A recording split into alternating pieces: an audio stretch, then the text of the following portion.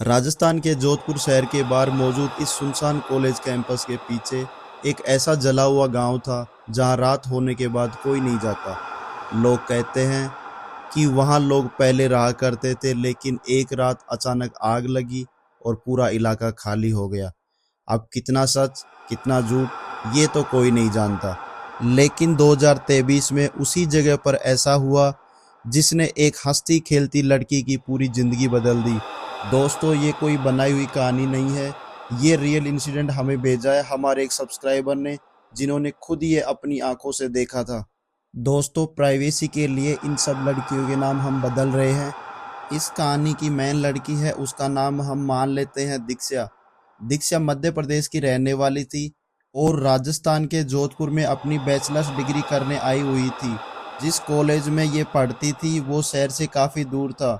चारों तरफ रेत, सुनसान सड़कें और पुराने टूटे हुए गांव। कॉलेज बहुत बड़ा था और उसी कैंपस के अंदर गर्ल्स हॉस्टल और बॉयज़ हॉस्टल बने हुए थे। शुरुआत में सब कुछ एकदम नॉर्मल चल रहा था। क्लासेज, दोस्ती, मस्ती, कैंटीन, वही नॉर्मल कॉलेज लाइफ।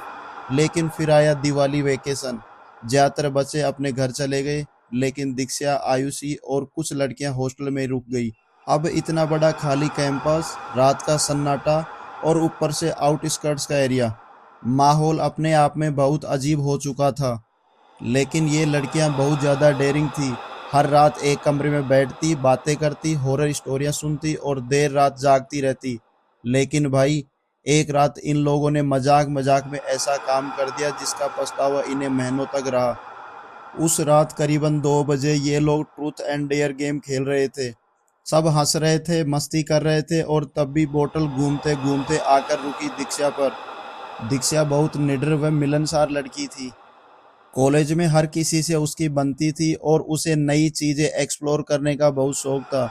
उसने बिना सोचे डेयर चुन लिया। अब बाकी लड़कियां उसके लिए डेयर सोचने लगी। तभी किसी ने मजाक में बोला, अगर तेरे में इतना ही दम है तो पीछे वाले जले हुए घरों में जाकर दिखा।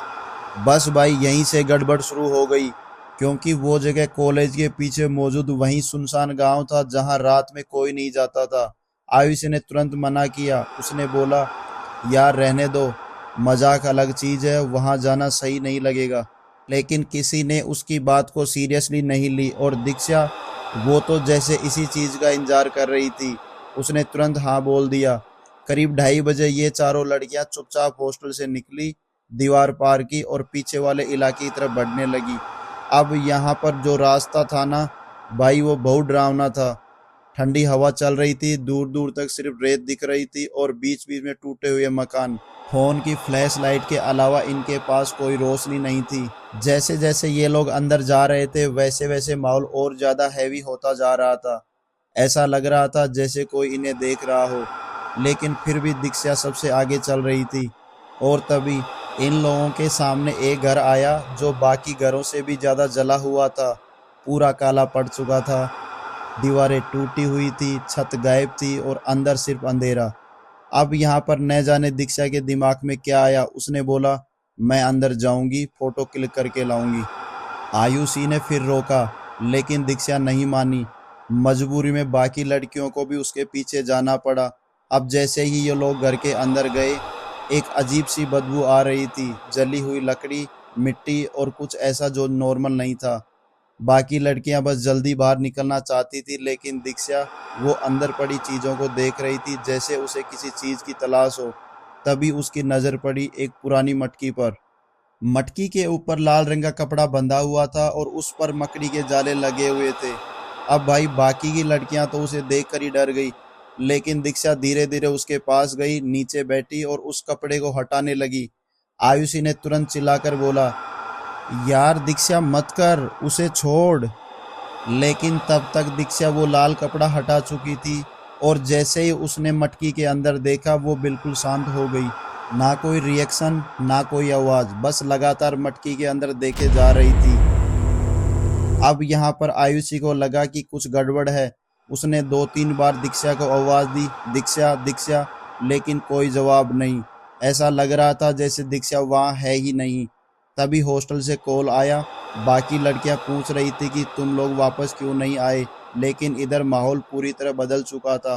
आयुषी धीरे धीरे दीक्षा के पास गई और उसका हाथ पकड़ा। भाई जैसे ही उसका हाथ पकड़ा ना, दीक्षा एकदम झटके से पीछे हुई। ऐसा लगा जैसे वो किसी ट्रांस से बाहर आई हो।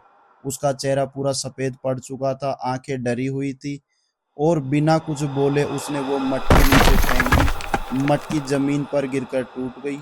उसी सेकंड उस जले हुए घर के अंदर से किसी औरत के धीरे धीरे हंसने की आवाज आने लगी। लेकिन असली डर यहाँ से शुरू हुआ था भाई। इन लोगों को लगा था कि बस एक डरावनी रात थी, अब सब कुछ नॉर्मल हो जाएगा। लेकिन जो चीज उस मटकी के अंदर बंद थी वो अब दीक्षा के साथ हॉस्टल तक आ चुकी थी। अब ये लोग हॉस्टल पहुंचे, करीब 3 बज चुके थे। सब लड़कियां अपने अपने रूम में जाने लगी, लेकिन आयुषी नोटिस करती है कि दीक्षा एकदम चुप हो चुकी है। जो लड़कियां पूरे रास्ते हंस रही थी, मजाक कर रही थी, दीक्षा जो बस नीचे देखे जा रही थी। आयुषी ने पूछा भी, क्या हुआ, तू ठीक है ना?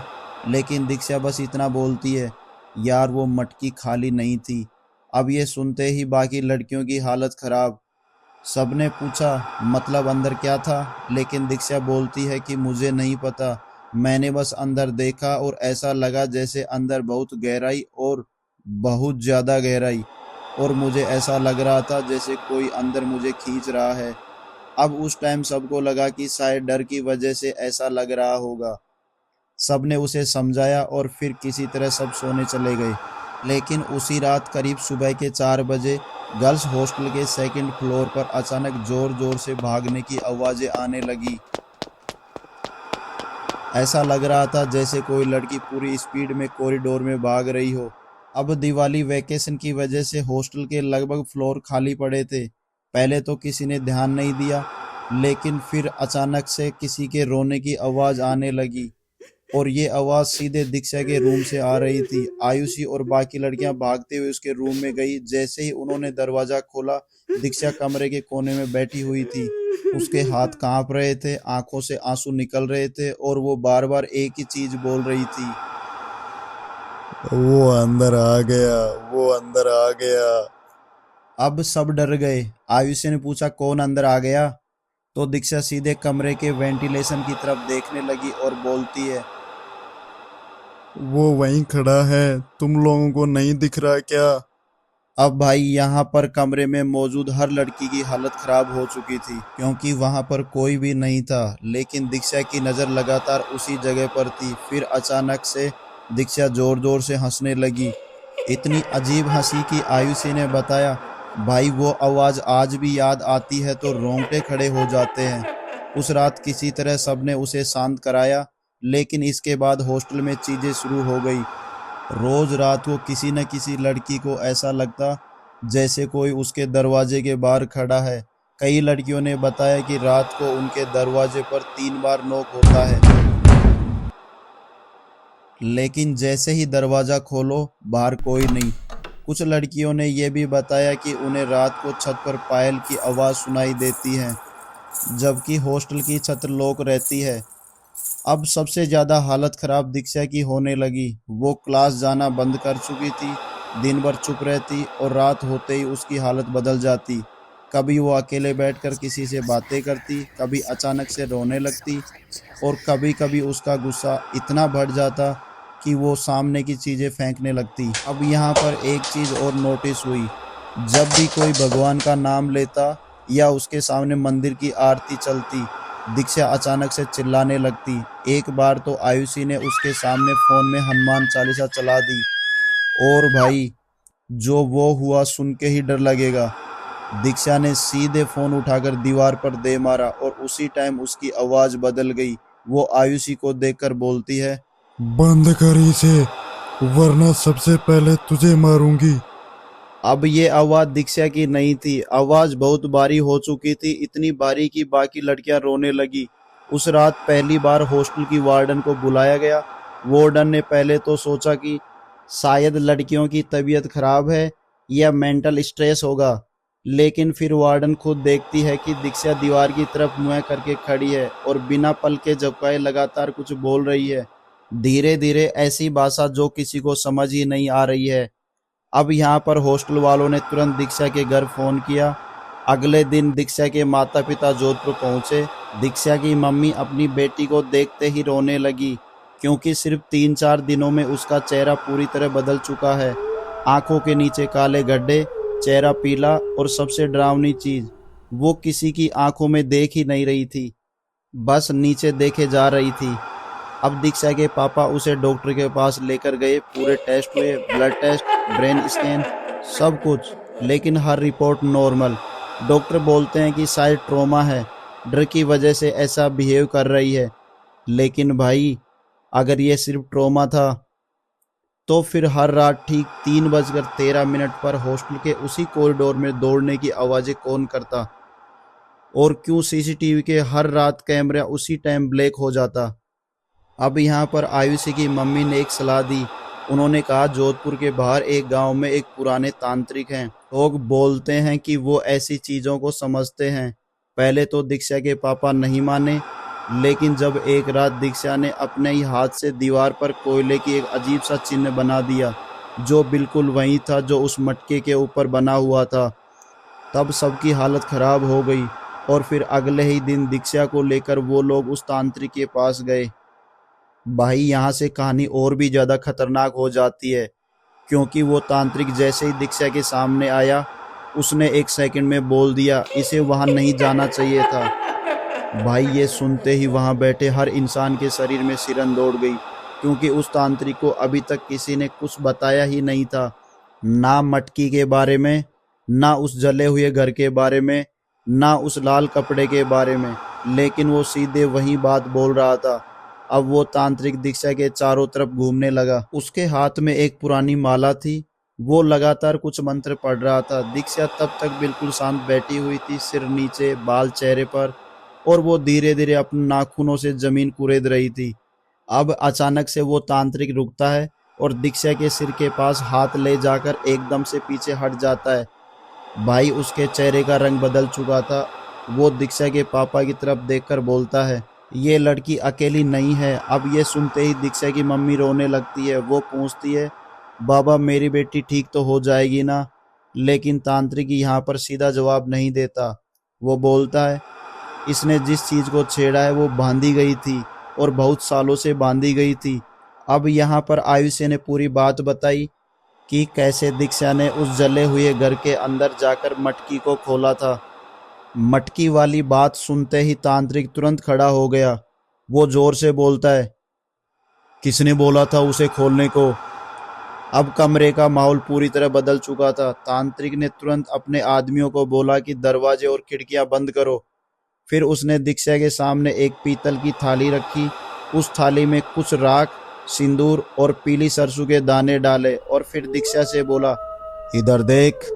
भाई, दीक्षा ऊपर देख ही नहीं रही थी, वो लगातार नीचे देखे जा रही थी। अब तांत्रिक ने जैसे ही मंत्र पढ़ना शुरू किया, दीक्षा अचानक से हंसने लगी।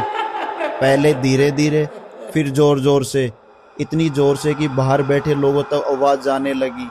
अब उसकी आवाज बिल्कुल बदल चुकी थी। वो एकदम भारी आवाज में बोलती है, तुझे नहीं पता तू किससे लड़ रहा है? भाई, ये सुनते ही आयुषी की हालत खराब हो गई, क्योंकि ये आवाज दीक्षा की थी ही नहीं। अब तांत्रिक ने कोई जवाब नहीं दिया। वो लगातार मंत्र पढ़ता रहा। फिर उसने थाली से थोड़ा सा राख उठाया और दीक्षा के माथे पर लगाया, और जैसे ही राख उसके माथे पर लगी, दीक्षा ने इतनी जोर से चीख मारी कि उसकी मम्मी डर के मारे पीछे हट गई। वो अपने सिर को जोर जोर से हिलाने लगी। कुर्सी से बंधी होने के बावजूद उसका पूरा शरीर कांप रहा था। 4 लोगों को पकड़ना पड़ रहा था उसे। अब भाई, यहाँ पर सबसे डरावनी चीज हुई। कमरे के कोने में रखा पानी का लोटा अपने आप नीचे गिर गया, और उसी टाइम कमरे की लाइट्स एकदम से ब्लिंक करने लगी। अब तांत्रिक जोर जोर से मंत्र पढ़ना शुरू कर दिया, और वो दीक्षा से बोलता है, नाम बता अपना। पहले कुछ सेकंड तक शांत रही। फिर दीक्षा धीरे से सिर उठाती है, और उसकी आंखें पूरी लाल हो चुकी थी, और वो मुस्कुराते हुए बोलती है, नाम जानकर क्या करेगा? अब भाई, ये सुनते ही वहां बैठे 2 आदमी सच में डरकर बाहर निकल गए। लेकिन तांत्रिक बिल्कुल नहीं डरा। वो लगातार उसके सामने बैठा रहा। फिर उसने अपनी जेब से एक पुराने लोहे का कील निकाला और उसे दीक्षा के सामने जमीन में गाड़ दिया। जैसे ही वो कील जमीन में गई, दीक्षा अचानक से जोर से चिल्लाने लगी। हटा इसे, हटा इसे। अब तांत्रिक समझ चुका था कि चीज रिएक्ट कर रही है। वो बोलता है, ये लड़की तेरी नहीं है, लेकिन सामने से आवाज आती है, अब ये वहीं जाएगी जहां मैं ले जाऊंगा। अब भाई ये सुनते ही दीक्षा के पापा रोने लगे, क्योंकि उनकी बेटी की हालत बहुत ज़्यादा खराब हो चुकी थी। तांत्रिक ने यहाँ पर बताया, जिस मटकी को दीक्षा ने खोला था उसके अंदर किसी को बांध कर रखा गया था, और वो कोई नॉर्मल चीज़ नहीं थी। उसने बताया कि पुराने समय में राजस्थान के कुछ इलाकों में ऐसी चीज़ें मटकी, लाल कपड़े और राख के अंदर बांधकर वीरान जगह में छोड़ दिया जाता था, ताकि वो किसी इंसान तक ना पहुंच पाए, लेकिन दीक्षा ने उसे खोल दिया। अब भाई इसके बाद तांत्रिक ने बोला कि असली क्रिया रात में होगी, क्योंकि जो चीज दीक्षा के अंदर है वो रात होते ही ज्यादा ताकतवर हो रही है। उस रात करीब 1 बजे दीक्षा को एक अलग कमरे में ले जाया गया। पूरा कमरा खाली कराया गया।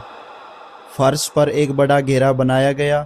उस घेरे के चारों तरफ दीपक जलाए गए और तांत्रिक ने साफ बोल दिया, जो अंदर होगा डरना मत, और कोई बीच में नहीं जाएगा। अब दीक्षा को घेरे के बीच में बैठाया गया। शुरू में बिल्कुल शांत थी, लेकिन जैसे जैसे मंत्र तेज होने लगे उसकी सांसें भी तेज होने लगी। वो धीरे धीरे सिर घुमाने लगी, फिर अचानक से अपनी गर्दन एकदम अजीब तरीके से मोड़ी, इतनी अजीब कि आयुषी ने बताया, भाई वो देखकर ऐसा लग रहा था जैसे उसकी गर्दन टूट जाएगी। अब तांत्रिक लगातार मंत्र पढ़ रहा था, तभी अचानक से दीक्षा ने चिल्लाया, वो मेरा घर था। और भाई ये पहली बार था जब उस चीज ने अपने बारे में बोला था। कमरे में बैठे सब लोग एकदम शांत हो गए। तांत्रिक तुरंत पूछा, कौन था वहां? और फिर दीक्षा की आवाज आती है, उन्होंने आग लगाई थी, सब जल गया था सब। अब भाई तांत्रिक समझ चुका था कि सब उसी जले हुए घर से जुड़ा हुआ है, लेकिन असली डर तो तब शुरू हुआ जब दीक्षा ने अचानक से आयुषी की तरफ देखकर मुस्कुराया और उसकी आवाज में बोली, उस रात तू भी अंदर गई थी ना, अब तू भी नहीं बचेगी। भाई ये सुनते ही आयुषी पूरी तरह डर गई, क्योंकि जिस रात वो लोग उस जले हुए घर में गए थे, उस रात हर एक सेकंड जैसे कोई उनके सामने दोहरा रहा हो। अब तांत्रिक समझ चुका था कि ये चीज सिर्फ दीक्षा के अंदर नहीं, ये उन सबको पहचानती है। उसने तुरंत आयुषी को पीछे हटने के लिए बोला और फिर मंत्र तेज पढ़ने लगा। कमरे का माहौल इतना भारी हो चुका था कि वहां बैठना भी मुश्किल लग रहा था। दीपकों की लो अपने आप कांप रही थी और दीक्षा बीच घेर में बैठे लगातार हंसे जा रही थी। लेकिन भाई फिर अचानक से सब कुछ बदल गया। तांत्रिक ने अपनी थैली से एक छोटा सा लाल कपड़ा निकाला। उसके अंदर कुछ राख और पुराने लोहे के कड़े बंधे थे। वो चीज उसने सीधे दीक्षा के सामने रख दी, और जैसे ही वो चीज उसके सामने आई, दीक्षा की हंसी एकदम बंद हो गई। पूरा कमरा शांत। अब पहली बार दीक्षा डरी हुई दिख रही थी। उसका शरीर पीछे हटने लगा और वो भारी आवाज में बोलती है, इसे हटाओ। अब तांत्रिक समझ गया कि यही वो चीज है जिसे ये एंटिटी कमजोर पड़ रही है। वो लगातार मंत्र पढ़ते हुए बोलता है, जिस जगह से आई है वहीं वापस जाएगी। इसके बाद जो हुआ वो वहां मौजूद कोई इंसान जिंदगी में कभी नहीं भूल पाया। दीक्षा अचानक से रोने लगी। उसकी आवाज अब बदल रही थी। कभी वो बूढ़ी औरत जैसी लगती, कभी वो छोटी बच्ची जैसी, और कभी बिल्कुल जानवर जैसी गुर्राट निकालती। कमरे में बैठे लोग डर के मारे कांप रहे थे, लेकिन तांत्रिक लगातार अपनी क्रिया करता रहा। फिर उसने अचानक से दीक्षा के सिर पर हाथ रखा और जोर से मंत्र बोले। भाई अगले ही सेकंड दीक्षा की इतनी तेज चीख मारी कि कमरे के बाहर खड़े लोग भी आवाज सुने, और उसी टाइम कमरे के सारे दीपक एक साथ बुझ गए। पूरा कमरा अंधेरे में डूब गया। अब वहां सिर्फ तांत्रिक के मंत्र पढ़ने की आवाज आ रही थी और दीक्षा की चीखें। करीब 2 मिनट तक ऐसा ही चलता रहा। फिर अचानक से सब शांत हो गया, एकदम शांत। इतना शांत कि सबको अपनी धड़कन तक सुनाई दे रही थी। अब तांत्रिक ने धीरे से बोला, लाइट जलाओ। जैसे ही लाइट ऑन हुई, दीक्षा जमीन पर बेहोश पड़ी हुई थी। उसके चेहरे का एक्सप्रेशन पूरी तरह बदल चुका था। वो गुस्सा, वो अजीब मुस्कान, वो लाल आंखें, सब गायब। अब उसकी मम्मी तुरंत उसके पास भागी, और भाई करीब 10 मिनट बाद पहली बार दीक्षा ने धीरे से आंखें खोली। वो इधर उधर देखने लगी और बहुत कमजोर आवाज में बोली, मम्मी हम यहाँ कैसे आए? ये सुनते ही उसकी मम्मी रोने लगी, क्योंकि कई दिनों बाद पहली बार दीक्षा अपनी नॉर्मल आवाज़ में बात कर रही थी। अब तांत्रिक ने वहां बैठे सब लोगों को एक ज़रूरी बात बोली। उसने कहा, ये ख़त्म हुआ है लेकिन पूरी तरह नहीं। उसने बताया, कुछ जगह ऐसी होती हैं जहां इंसानों को नहीं जाना चाहिए और कुछ चीज़ें ऐसी होती हैं जिन्हें छेड़ना नहीं चाहिए। वो मटकी वहां रखी गई थी, वो किसी वजह से रखी गई थी। अब अगले दिन सुबह तांत्रिक खुद उन लोगों को लेकर उस जले हुए घर तक गया।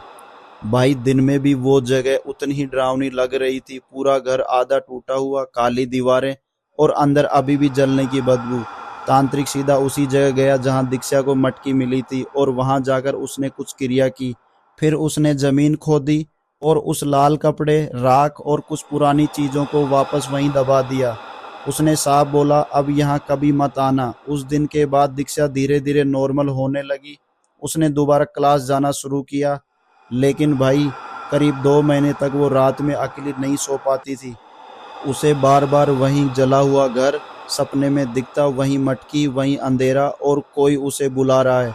लेकिन धीरे धीरे सब ठीक हो गया। आज दीक्षा पूरी तरह नॉर्मल जिंदगी जी रही है। लेकिन आयुषी ने आखिरी में एक चीज बोली जो आज भी सोचो तो डर लगता है। उसने बताया कि जिस रात वो लोग आखिरी बार उस घर से लौट रहे थे, उसने पीछे मुड़कर एक बार उस जले हुए घर की तरफ देखा। और भाई, उस टूटी हुई खिड़की में कोई खड़ी थी, एक औरत जो बस इन लोगों को जाते हुए देख रही थी। दोस्तों, वीडियो अच्छी लगी है तो वीडियो को लाइक करें, शेयर करें और अगर किसी ने चैनल को अभी तक सब्सक्राइब नहीं किया है तो चैनल को सब्सक्राइब करना ना भूलें, ताकि हम ऐसी ही हॉरर वीडियो आपके लिए लेके आते रहेंगे।